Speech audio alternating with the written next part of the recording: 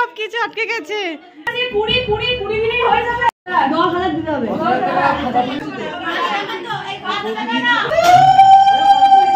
আগের দিন তো বাসর রাত কাটিয়ে চলে গিয়েছিলাম বিয়ের দিনকে, আর আজগুলো বিয়ের পরের দিন একদম সকাল সকাল চলে এসেছি। বৌদি যাবে আমাদের বাড়ি।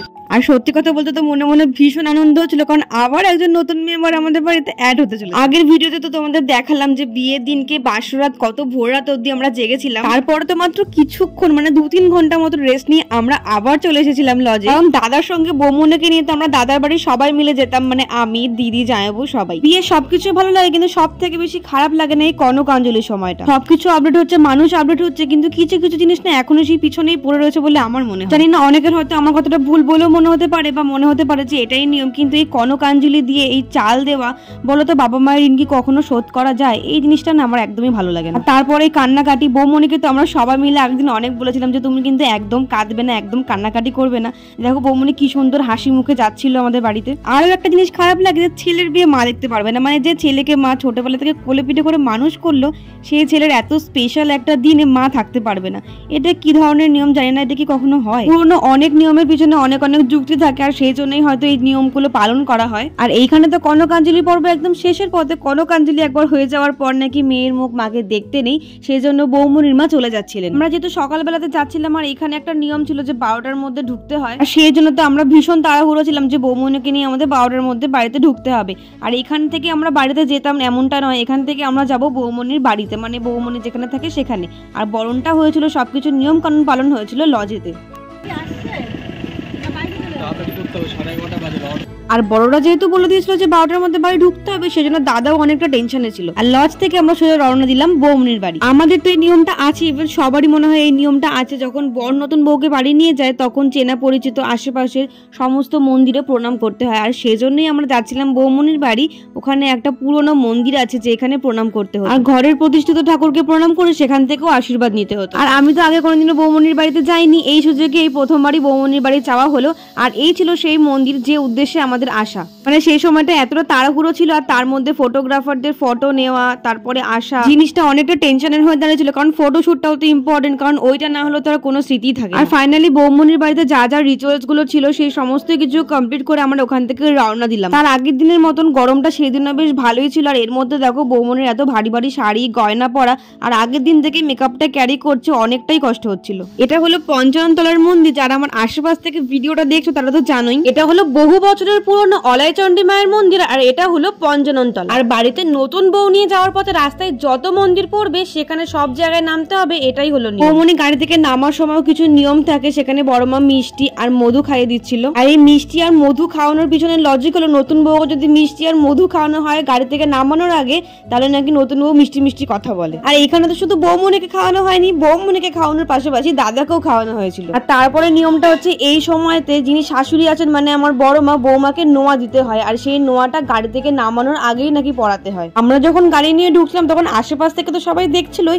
আর বাড়িতে গিয়ে দেখি তো আশেপাশে অনেক লোক ওখানে জমা হয়ে গেছে নতুন বউকে দেখবে বলে। আমি তো গাড়ির উল্টো দিকে জানলার ধার সাইডটায় বসেছিলাম যাতে তাড়াতাড়ি করে নামতে পারে, ভিডিওগুলো ক্যাপচার করতে পারি আগে নেমে এসে। যতক্ষণ রিচুয়ালস হয়েছিল ততক্ষণ তো সবাই আমরা ওখানে দাঁড়িয়েই ছিলাম।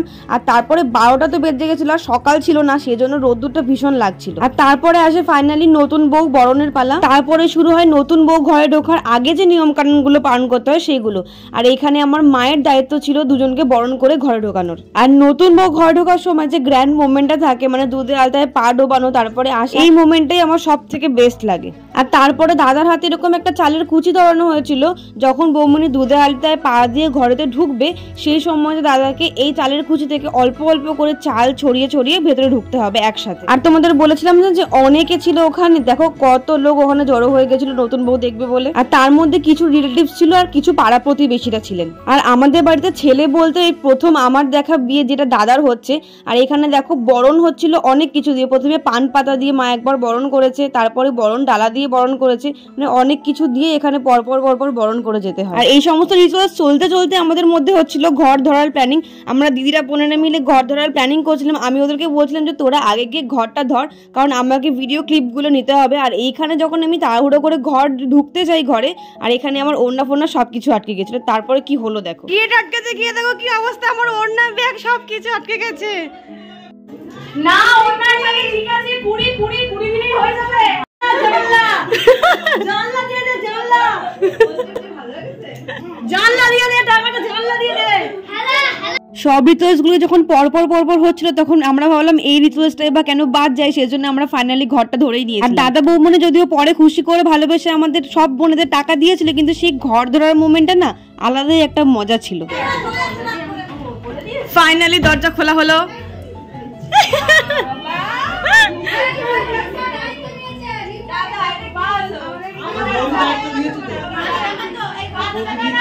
অনেক মজা করার পরে তারপরে চলে আসে আশীর্বাদের পালা। মানে বৌমনি বাড়িতে আসার পরে এখানে পরপর সবাই এসেছিলেন আশীর্বাদ করতে। প্রথম আশীর্বাদ তো বড়মা করে নিয়েছিল, আর বড়মা আশীর্বাদ করার পর বৌমনির বাড়ি থেকে একটা বাটির মধ্যে চাল আর কি সব এনেছিল। এটা নিয়ম ছিল যে এটা এসে শাশুড়ি মায়ের হাতে দিতে হয়। আশীর্বাদ পর্ব চলার সঙ্গে সঙ্গে আমরা তো সবাই মিলে ভাবছিলাম যে আশীর্বাদ পর্ব হবে, তারপরে অনেক রকম খেলা হয়, কড়ি খেলা হয়, আরো অনেক রকম খেলা হয় নতুন বউ বাড়ি আসলে সেগুলো হবে। কিন্তু আশীর্বাদ করার পরে আর কিছুই হলো না।